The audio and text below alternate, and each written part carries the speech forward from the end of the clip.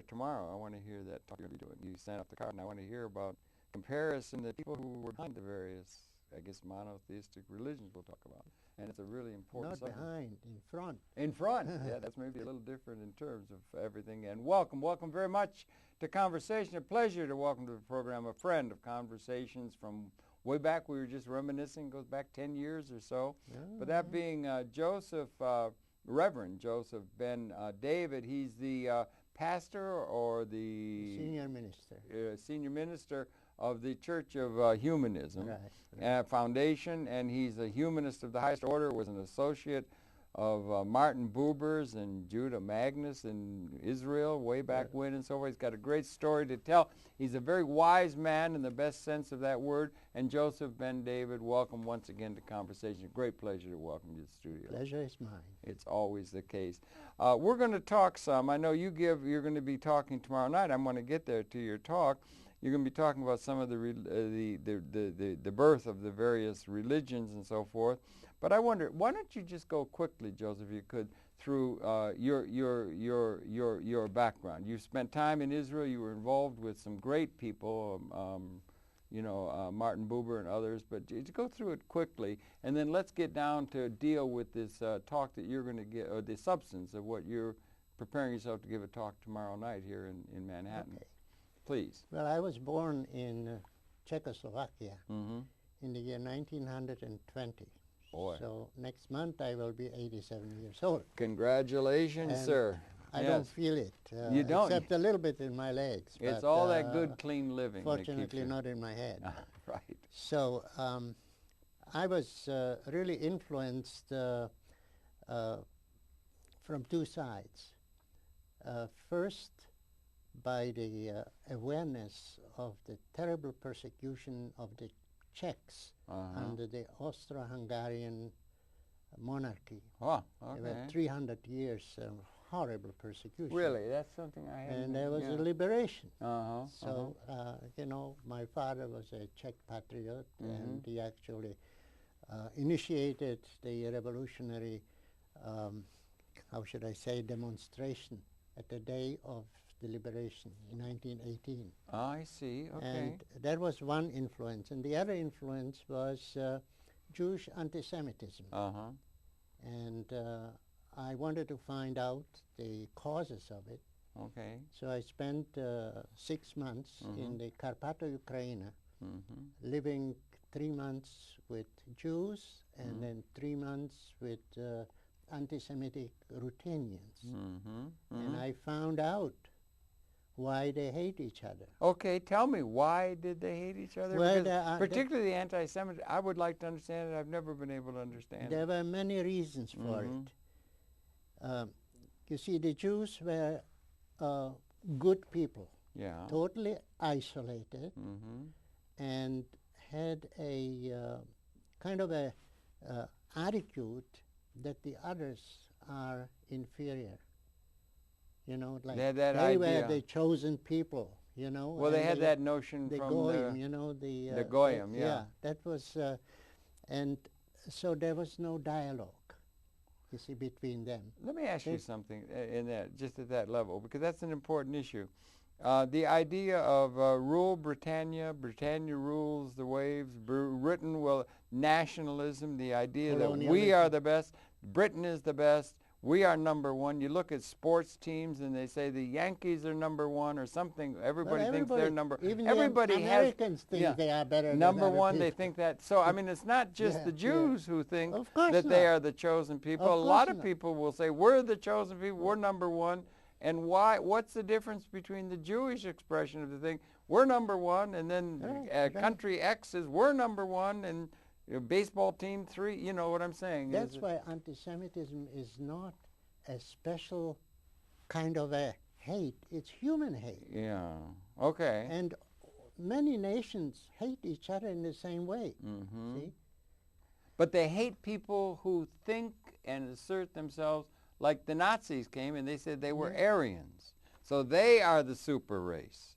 Or they are the Übermenschen in German language or something like that. The idea that some people think they are able to be better than other people. The people who are seen that way hate the people who think that way about them. I discovered.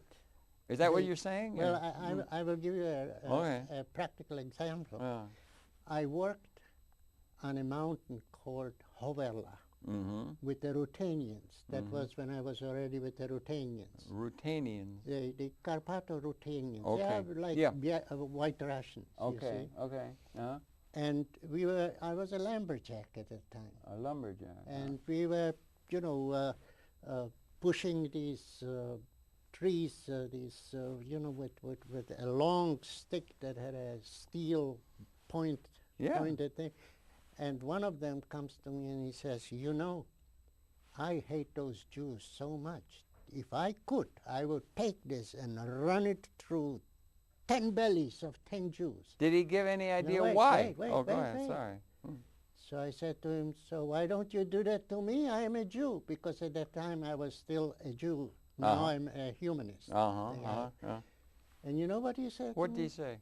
He said, I wouldn't do that to you because you work with us. Now you see. What is that telling us? That is telling us that wherever we can establish a human condition. Yeah, a human contact. A human context, a human condition, a relationship that is dialogical, that comes back to Buber's Buber. Yes, I right, I and thou, yeah. There is absence of hate.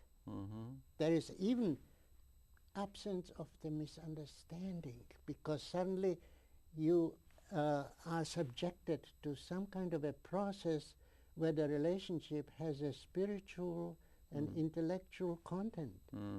And a personalized thing, rather than a stereotypical view of something. Yeah, right. Well, this is the world is suffering from all that today. And the idea, but then, we do have a world that has different classes, if we think materialistically or economically. Some people are very, very wealthy. Other people are not having even enough to eat and so forth. There's going to be upset with the people. Or Western colonialism. We had 500 years after Columbus, where the Western colonial powers went out and colonized all the world, set up the thing in India, and walked roughshod over the people and so forth. So the people are going to object to people coming in saying, we're better. White man's burden. Remember the term white man's burden they had? That they had to go out and civilize the world and that kind of thing. So the people who are being submitted to that, slavery existed.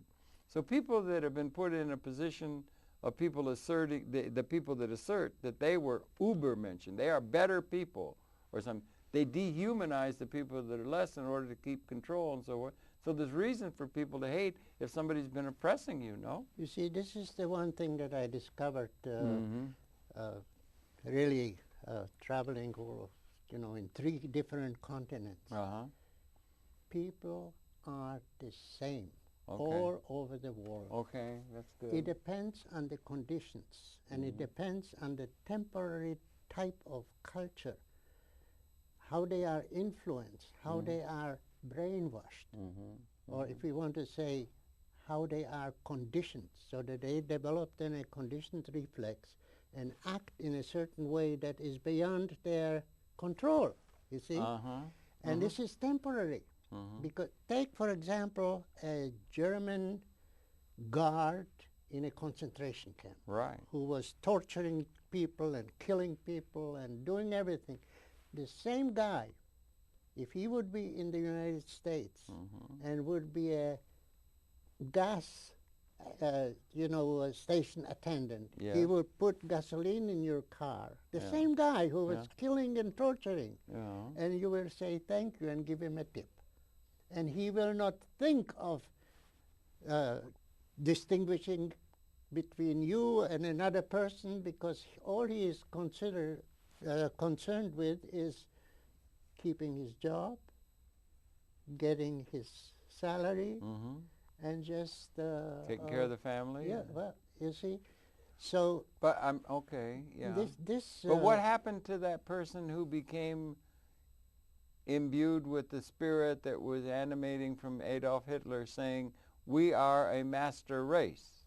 We are the people." They have eugenics. They were going to get rid of the lesser people, that we are an advanced people, and they will dehumanize other people in order to assert their power over those other people, and that's happened a lot in history, has it not? Oh. Huh? It's a state that, in some ways, Eric Fromm God bless him. Had a term for it. He calls it pathology of normalcy. Pathology of normalcy. He wrote The Sane Society, the Sane too. Society, yeah, right. The Sane Society ain't sane, in its norms. Yeah. See, that brings me back to the subject that is connected with what I'm going to talk about tomorrow, and that is God, religion, and politics. Those are the three big things you're not supposed to talk about if you want to keep peace in but those are the things that matter. You know, I am here not to keep peace, but to bring out some light, reality. Yeah, all right. You know, because this is the big challenge of our time. Okay. You know, maybe I should preface it by saying heaven and hell are here right now on earth. Okay. And this is the tragedy, this is the pathetic state, and this is also the glory of existence. Because there is a paradoxical state of being where we have the best, how should I say, the highest degree of technology and science, and at the same time the lowest state of humanity. Actually, what is happening now is a kind of how should I say, a surge of brutality going on in the world. I mean, we are killing and we are being killed, and it's a horrible state. Yeah, it's very dangerous, and you know, the nuclear holocaust is not to be discounted. Not at all in my consciousness. You see? Certainly, it's very central. It's we are playing today with they were at one time we were saying playing with fire. We are now playing with nuclear devastation. We're playing with weapon systems that can mean the end of the whole species. Exactly. The species lethal, which is a new condition in the universe. See, now religion plays a very big role in that. Because most people really don't understand the meaning of the word religion. Comes from religio, I think. Well, it means to hold or to... Yeah, or putting together. It's Latin, I guess, right? Right. Yeah, yeah. Religor, religere. What religion really means is there are two ways of looking at it. One, religions as organized political bodies, because that's what they are.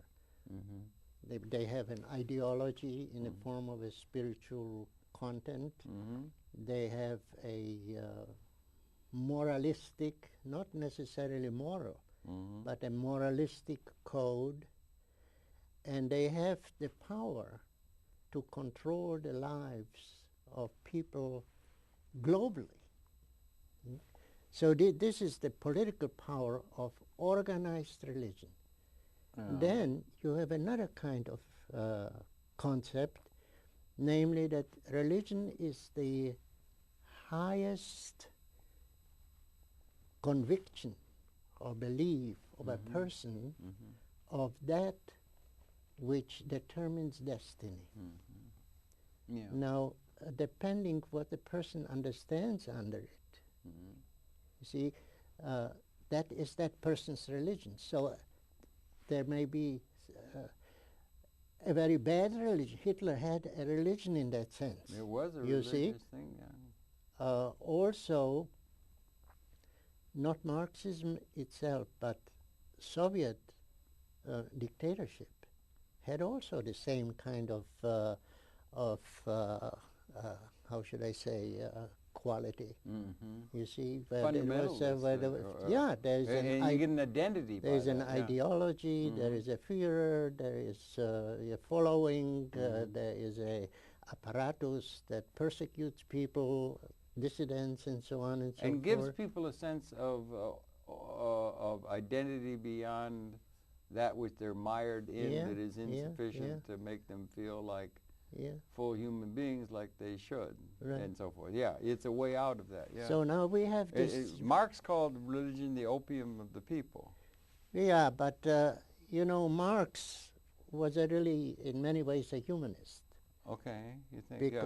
Marx was not a Stalinist. That's how I would say. I see. Yeah. Marx was a Marxist in a democratic sense. Yeah. It was you know, it was an imperfect but very advanced way of social analysis and thinking. I mean, I have studied Marxism, so I know what I'm talking about. You see, but the application of it was impossible because you cannot go with your head against a locomotive. Yes, it's not revised. Yes, right. The social analysis of Marx. A hell of a sociologist. He was great. I mean, he was able to expose something that people were not aware of, namely the inadequacies and some of the horrors of capitalism. Right. You see? So he did something that was very important in terms of social awareness. But when it came to the actual struggle, see, there was a big problem because, after all, the United States, as the chief representative of modern capitalism, see, was stronger in terms of technology, and they were both brutal. I mean, you know, the revolutionary struggle was a bloody struggle. Yeah. It was a, you know, struggle on life and death. I understand, yeah. See? So the United States, for the time being, won the battle. But what you is mean now? Now. Yeah. Yeah. But what is happening still today, the socialist cause, so to say, is still alive because that's reality. See? And nobody knows how it all will end if the capitalist countries will take an irrational attitude and will just keep on relentlessly pursuing more power and, so to say, gaining global domination. Which is happening now as we look at the news on a daily basis. Yeah. But you see, this is not the end. This is just, I mean, I have seen Hitler when he was in power, because I lived under Hitler in Czechoslovakia during the occupation. You would have been 13 in 1933. Yeah, but I was very much aware of, you know, what was going on. You were bar mitzvah? I was already pretty, you know. But you had been bar mitzvah then? I have been bar mitzvah. About the time of Hitler's rise to power. Yeah, but, got elected, right. Got elected as president. That's right. But I changed my religion, you know. I became a Unitarian, so I'm not a Jew anymore. But,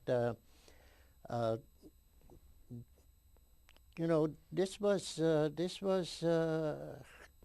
kind of a totalitarian state where the people, when they are in power, are power mad, and they don't see the collapse. I know. I mean, what happened when? Where is the great Roman Empire? In the ruins. They used to have a guy they had a thing in the chariot. Augustus Caesar or something. The guy riding behind him with the crown over his head, it was saying, "Remember thou art mortal, remember thou art mortal." You know, that's an image that's there. Or Lord Acton famously said, "Power tends to corrupt, absolute power corrupts absolutely." And it seems to have been the case throughout a lot of human history. That's the case. Yeah. Well, this is where it comes to the question of God. Okay. Because that's one of the, okay. Most people understand under God something that really is not God, but an idol. But they call it God. Okay. And this is a very big problem. Because idolatry is really the inability to see a reality.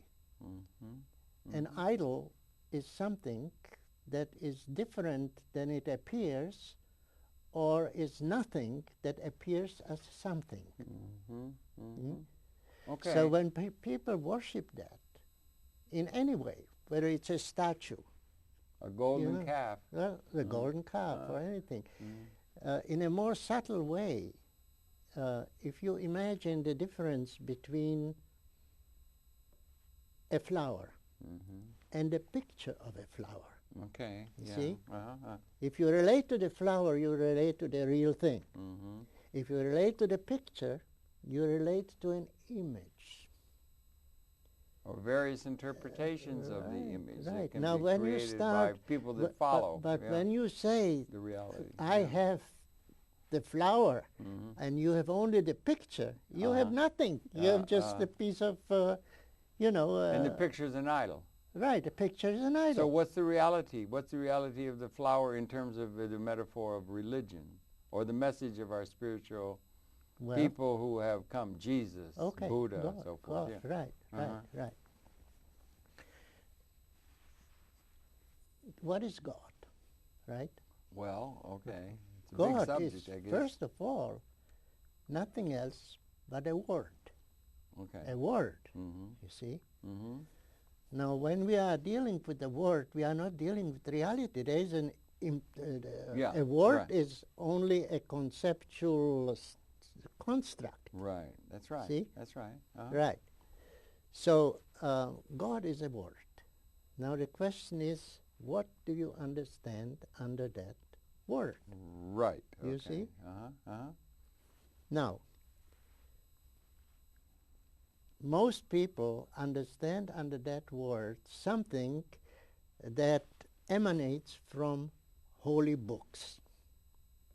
The Christians, for example, understand God only because they read the Bible and they say, this is God. This is what God is. The Bible says God created the world in 6 days or 7 days or 15 days, so I believe that that's what happened. Right, and that there's a source to the divine. Well, this is the same thing. Supernatural. No, this world, is the same analogy as the picture that I spoke before of the flower and the flower. You see. Okay. So, if they believe in a God that is based on certain books, they just believe in the books. Indeed. But they don't realize that, because they think that through the books they relate to the actuality and that there is a God. But in actuality it's an idol. The books are, and the representations and the religious representations and institutions are. In other words, the major religions are really nothing else than idolatrous organizations, where they are worshipping something that does not exist, while the real meaning of God is totally beyond their comprehension. Is the real meaning of God beyond human comprehension, or are there some who understand that? And do some understand that in one religious tradition? And there seems to be a similarity of basic thought or principles between all the great so-called religions, Buddhism, Vedic, Christian, Judaic. Well, you see, whatever. this is the problem. This is the problem. Is there a divine reality, or is it all, as Marx would say, it's all a myth and everything's materialistic? Only an educated person like you could ask the question like that. So I have to respond to that. I will respond to that. You see, there is such thing as cosmology. Yes. Right. Right. The theory of the universe, how it was created, and what is associated with it. And a lot of that religion came out of a pre-scientific consciousness. Well, the people are very concerned about it, although it's not answerable.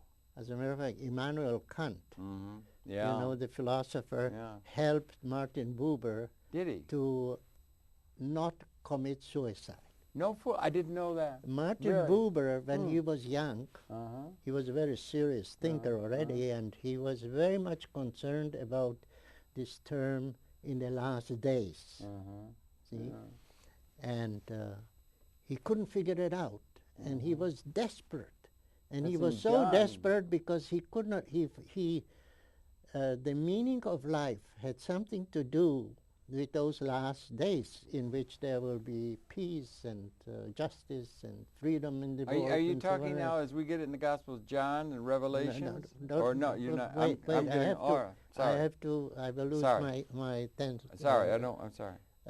So he was so desperate that he wanted to commit suicide.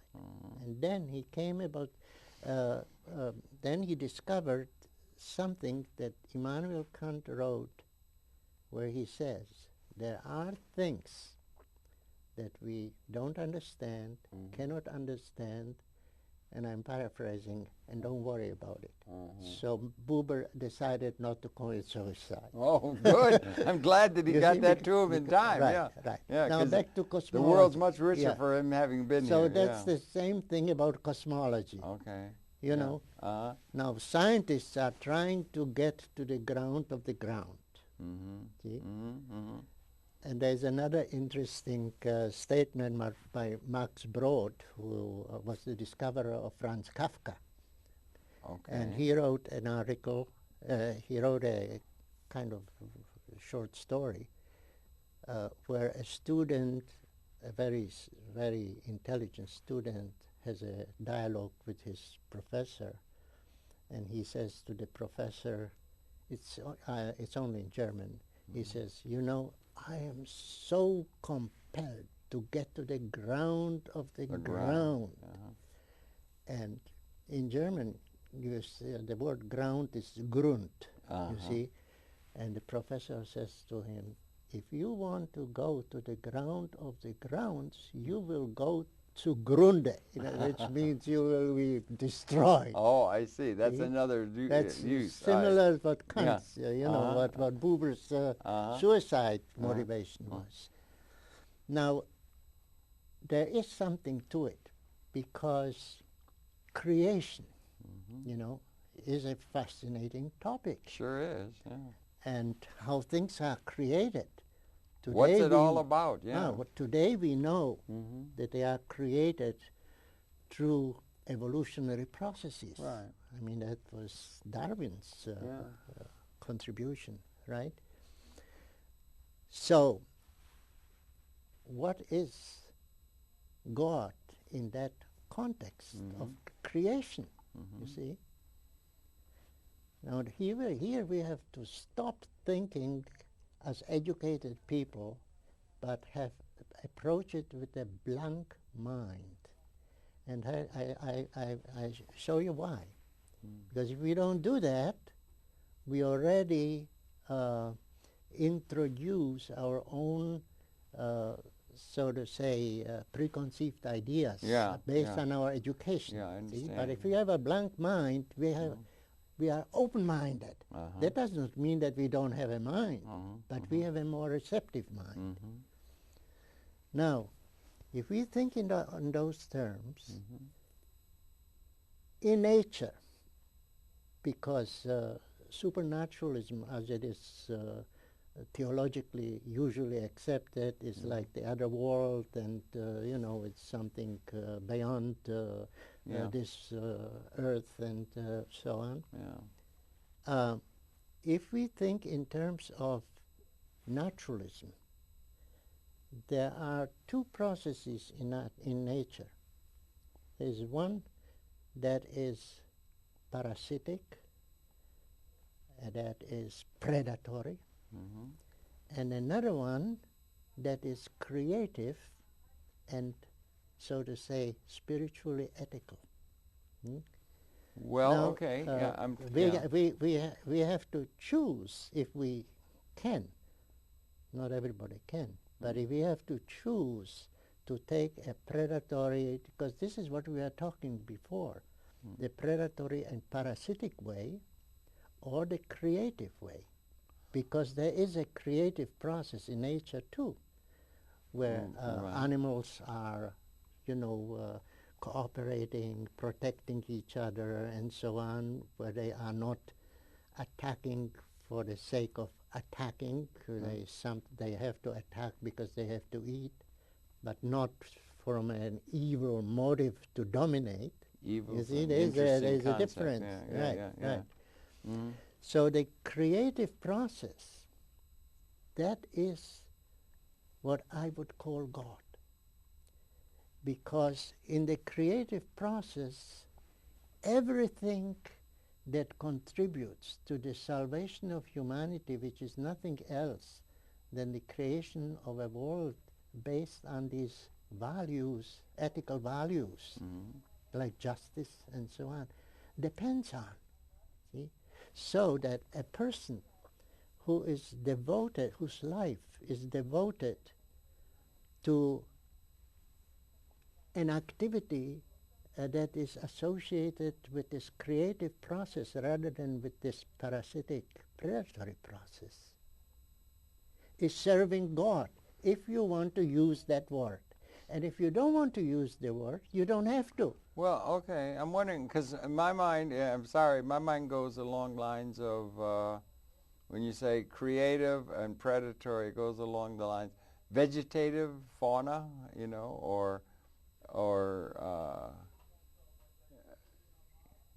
600 million years ago, all fauna was in the form of unicellular spongiforms. Oh, sure. And there was, or you could think of it as east and west, or you could think of it as male and female. You could think, like, reality has a tensional integrity to it, and we were nested in 600 million years ago. The evolutionary process had achieved a certain state, and you could be there and you could say, everything is fine. Let's say everything is fine. Let's just be here. Put some curtains up on the, and then there's an impetus to change, something different. Now you could call that predatory, or you could call that a force of evolutionary direction. If we had stayed in the primordial ooze, we'd still be in the primordial ooze, and we wouldn't have arrived at higher states of consciousness that we have through the whole evolutionary process. So I mean, you have different. It's not the predatory function that could be thought of as male, moving out, or tensional integrity that goes through a whole system. That you're concerned with the system, but you have a movement to change, and there's the impetus to change. You know what I'm saying? So to make it good and evil, as though the one is creative and the other is not, is a little bit. I think it's a little bit not in keeping with the reality in terms of what the reality is. It's a complexity of forces that are operative in consciousness or in the universe. It's like the I-thou and I-it relationship. Yeah. Where you cannot have a purely I-thou relationship. Cannot. You cannot. You always will have an I-it relationship. To a degree, huh? To a degree. Yeah. Okay. So, but he held with that. But if we sort of traverse these millions of years you are talking about and are grounded in the here and now, the creative process in nature really means the application of the best that humankind was able to produce, which means science in a humanistic sense, not science against people, not a science that is against nature, but science that has the capability to produce a socially positive change and affect people. And this is where we are talking about Maslow's self-actualization. Well, that's at the top of it all, but you got to have some pretty Maslow. You got to have your security first, and other things and everything. And you finally achieve self-realization. You can't, and also you well, that's the creative process again. You see, because you don't have to use the word God. And still serve the highest good in that sense. One of the dilemmas, if I may, is that we come along and we come 200,000 years ago. Apparently, we appear. Mitochondria tells us, and that we had Homo sapiens have a self-reflective consciousness. So we're able to think about things in an abstract way. Think about things about what's it about that probably doesn't occur to a crocodile. Or to other creatures. They do not think, they just live in a very reflexive way. We have the reptilian core within the structure that we have, and so, but we have an ability to think about these things in a higher, in a certain sense, level of consciousness now. So we think about it. And so one of the things people are able to do, unlike perhaps, maybe they do, we don't know, but is we could sit in front of a campfire in a cave days on the Serengeti Plain and contemplate what's it all about.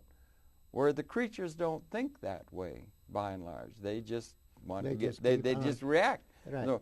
So then we want to start thinking, is there some purpose to it? What's it all about?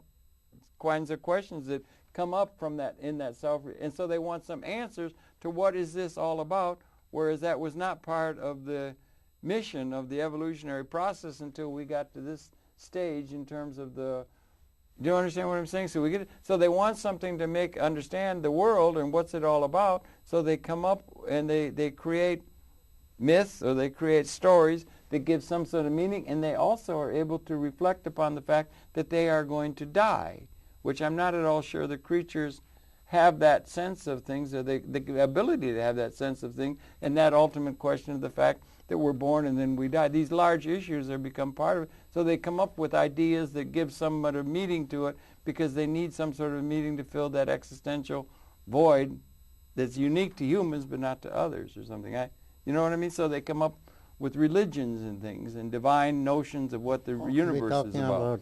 And we've had people that are shamans, or people that are in touch with the divine nature, or they get a divine quality, and we've had great spiritual leaders, and then their messages are corrupted by institutions that follow and don't follow what the religious leaders said. They all had to, I mean, the spiritual leaders, they get corrupted. So I mean, that's part of the context, is it not, or not? I agree with you on that completely. Okay, yes, okay. Yes. So you were talking about the religions, or you were talking about you had spiritual leaders. Well, I'm talking now about what Fromm is calling the Renaissance of Humanism. Okay, for Erich Fromm. Erich Fromm. Yeah, he was great. Yeah. Because humanism is also one of those highly questionable philosophies. Modern humanism. You're a Unitarian humanist. I'm a Unitarian humanist. That's doubly damned in a certain sense, because that's really thinking about things in a very, that's what I associate with too. Well, because, you know... in terms of any fundamentalist notion of things, yeah. I remember when I was 11 years old, I was walking across this old new plaza in Prague. In Prague, It's the old town plaza. It was a place where people were tortured and executed. And I was very much aware of it. And as a young boy, I had to walk for 6 years across that plaza. And there were still, marks where they had, where they were beheading people and things like that. So I was very much aware of that. And what was I trying to answer? Well, we were talking about the need to have some idea of what the world is all about by Homo sapiens, in a unique kind of way, and existential questions that come up, and the religions get corrupted by people who follow in order for political power and to manipulate people in power and that kind of thing. Well, it was on that plaza that I was already at such early age aware that the purpose of life is not just enjoying it, which it is, but saving the world. All right, yeah. Slaughter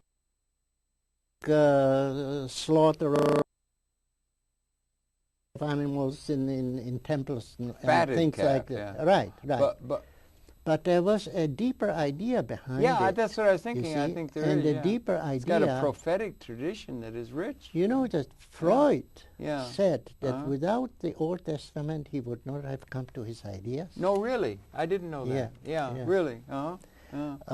The prophetic tradition is that you've got a patience and an idea that things are maturing and things are coming in the future, and that's built into... There was a big... Because we had that in Christianity or in Judaism, and then they got the second coming.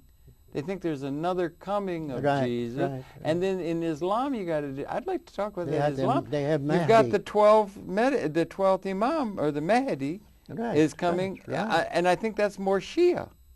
Yeah. So you have these differences, and the Judaic and the Christians, where the Christians are trying to say Jesus was Messiah, Jews are saying prophetically that that's coming. You think this is what was right? You think this is right? In the coming, the world is maturing and becoming to a state of liberation, but not this that we're in now. So the Messiah is coming, it's in the future. And that idea of a future, patience for the future, and a maturing process that is going to be transformative in a liberating way, is an interesting differentiation between the various spiritual traditions, don't you think? Well, or do you? You see, partly. The Jews came up with this idea of the Messianic age, right? This is, so to say, a great ideal of human liberation and evolvement on the highest level of social justice and freedom. Right, they have a great sense of and it's coming in the future. It's coming in the future. Right. And the Messiah for the Jews did not come yet. Right. So no, it's still coming. It's still going to come in the future. For those that say Torah true. A lot of people have taken on nationalistic ideas, or some of the Zionist people take on a thing where they just think the most popular song in Israel was the Messiah isn't coming, he isn't even phoning. Making sport of the Messianic Torah true tradition that a lot of people feel. Becoming secular and national in a modern way, which is, anyway, I'm sorry. See, then the Christians came up with the idea that the Messiah already came. Yes. You see? Now, he came, but I don't see that you call this a just world? If this is the fulfillment of the Messianic idea... We're in deep doo-doo, but you see, they had to... come up with the re-coming. Not just that, they had to put it in the next world. Yeah. See? Okay, See? Yeah. This is again this idea of where Buber wanted to commit suicide in the last days. Where are they and how they will come? See? Now, I don't want to talk too much about the Muslims because this is like the youngest religion. Yeah, 600 years. It is right now in a state of such fermentation. Right.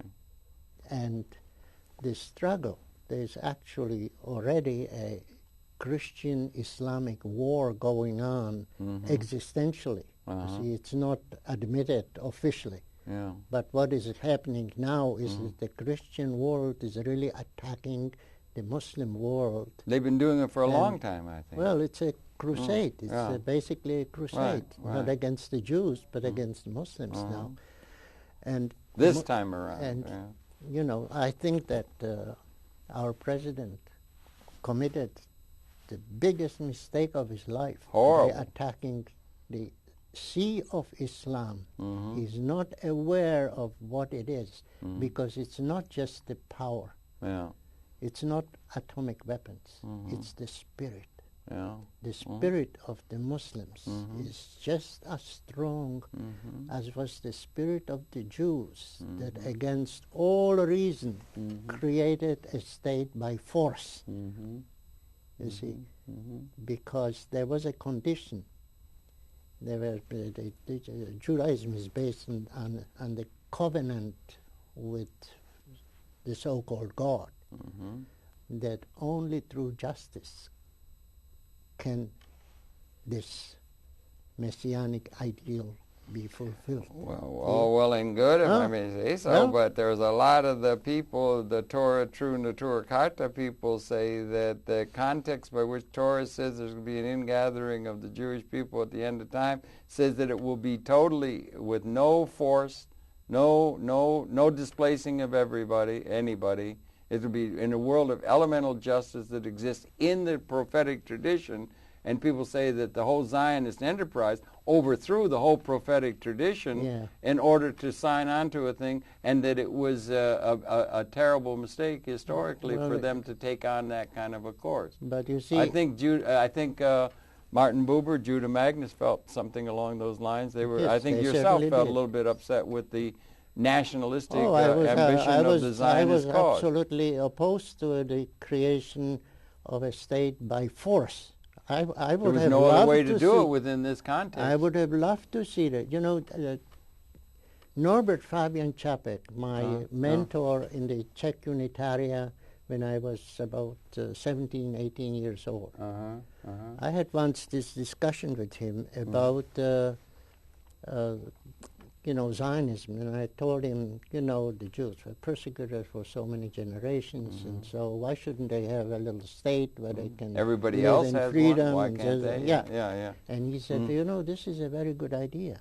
There's only one problem, that the Jews believe in a national God, and that will clash with the religion, with the Islamic world. Because if the Jews believe that Palestine was given to them by God, and the Muslims believe that this is a Muslim territory, there will be a struggle on life and death. And it's going on right now as we look at the newspaper every day. And that was what Dr. Norbert Fabian Čapek told me in 1937. And the state of Zionist ambition at that time was not very strong. Most of the Jewish people were against the idea. Well, I was a Zionist at that time. You were Zionist? Absolutely. I was not against the Arabs. You see? But you didn't think by going to Israel you were going to incite the Arab nation I was against not you? even thinking about going to Palestine. Well, you're only 17. It was called Palestine. It was never called Israel. There was no such thing. It was called in Hebrew, Eretz Israel, but in normally the Jewish agency was Palestine. There was everything was Palestine. So this is a great tragedy which is still in the making. It's still the central issue as far as the Middle East is concerned, don't you think? That's why God and religion are so important. If God is associated with this idea of the creative process rather than that aggressive, predatory process. The aggressive process isn't necessarily uncreative. It's not all on one that depends side. how we define the word creative. You see, by creative I mean that which creates these conditions based on ethical values. Because there's a difference between productive and creative. See? Productive is anything. But creative is that which is the opposite of the destructive. Now you can again come with the idea of Marx, negation of the negation. Yes, that's true. Right? Or the struggle of the destruction of evil. Or you could do economic theory. Schumpeter saying destructive capitalism, where you destroy the old and you have a new entrepreneurial thing to come to make something new. that kind of a thing, destructive. But the idea of aggressive quality in terms of the nature, it's East and West. They're both needed in order for the thing to come. But justice has been so much a part of it, and we don't have justice in the world. I saw President Carter the other day say, do we live in a just world? Of course not. It's gotten worse in the 20th century, and it's still lingering into the 21st century. You know what the problem with all the problems still there. The problem is that education and technology are misused and abused. You think so, yeah? Absolutely. Yeah. Because it's not in the hands of humanists. Because it's not in the hands of people with an irrational attitude that is based on superstition and selfishness, and not on ethical values. Not on ethical. So tell me something. What has happened? If you look at history, there's always been a few people who ran things, and most of the people were walling around in the mud of poverty and whatnot, serfs and slaves in various forms, to the few people who had power to require other people to do things. What is it that has changed, and James Joyce called history a nightmare, from which I'm attempting to awaken? Okay. Yeah. What has changed that makes it possible that we can have universal justice for all, everybody, the kind of thing that the Judaic scripture said was the conditions under which Israel would be reformed, a world of universal justice where everybody is liberated in a way? What has changed that makes this time different than all of history, we have a capability of providing and answering the ancient scourges, technology and so forth. We got a point where we can destroy the whole species with our weapons. We got a point where we could liberate humanity from material scarcity and so forth. Have universal justice. That was not characteristic of history, but it's the technologically augmented development of faculty and understanding and capability to make the world like an art object that can serve everybody. We have a capability that simply was not there in history. Does that make this a particularly pregnant time in terms of what makes this different than the rest? Didn't the Seder say something about what makes this different than the rest of the time? I would say that the crucial issue is the awakening of a new consciousness of reality in people who can influence the people of influence. Okay, the people of power. Yeah. Okay, among the folks. There's the people are beginning to stir. There's something happening. Good. That's the liberation maybe is coming. Who is ready for psychotherapy? Only two kinds of people, actually 3 kinds of people. 3 kinds of people ready for psychotherapy. The first one is the one who have the money to pay the therapist. Oh, yeah. But the second is the people who are totally down and suddenly come to the conviction, I need help, and like the go for 12-step program. Yeah. Right. And then you have very intelligent people who will say, I am pretty good, but I want to be better. So I want to find out what are my weaknesses and what is my self-defeating behavior. And they will also go to therapy. But neither of these conditions is applicable to the people in power today. No. You see, because even America, with all its money, doesn't have enough money to, buy the whole world. And they don't have a vision to allow that to come in being, but there's a capability for us to transcend conditions that have kept us limited to a power struggle throughout history. This may be a time when those conditions have changed fundamentally to where the longings of the prophetic tradition are now coming to where we have a capability of making this world sing for everybody and all the creatures that is unprecedented. But I'm telling you, but we don't have systems that allow us to do what we're capable of doing. That's schizophrenia. Right. We have a capability of taking care. The woman doesn't have to decide which baby's going to die, because we have enough food to feed everybody, and we don't have a system to let us do what we know we're capable of doing in ancient scourges. No wonder the world's tearing itself apart. It needs a vision of something that is transformative. I believe that only through a God-centered humanism, religious humanism, something positive can be achieved, because religion is an all-powerful force, not just politically and socially, but individually. And people have to give up this idolatry and superstition that enslaves them mentally. History is you see, and then when they are really applying science and art in a what I'm calling a creative sense. In my sense, not in as you will. Right. Then that will make a difference in terms that people who are in power will not be afraid to lose their, so to say, privileged status, which they have, but will have to give up something in order to accomplish. Or they may be able to have it to be where everybody's liberated, but those people are going to also be included, be able to, in the end, they'll be able to understand that there's a new process they can be part of. It might be a liberating, non-zero sum. We've transcended scarcity, non-zero sum possibility history hasn't afforded. History is a nightmare from which we're attempting to awaken, and if we have one major alarm clock, I think it's Joseph Ben-David. Oh my goodness! You're an alarm clock to the need for humanity to wake up to the potentiality that's around them. I thank you very much for Maybe I'm a little bell who is well, a little tinkle bell we are, yeah.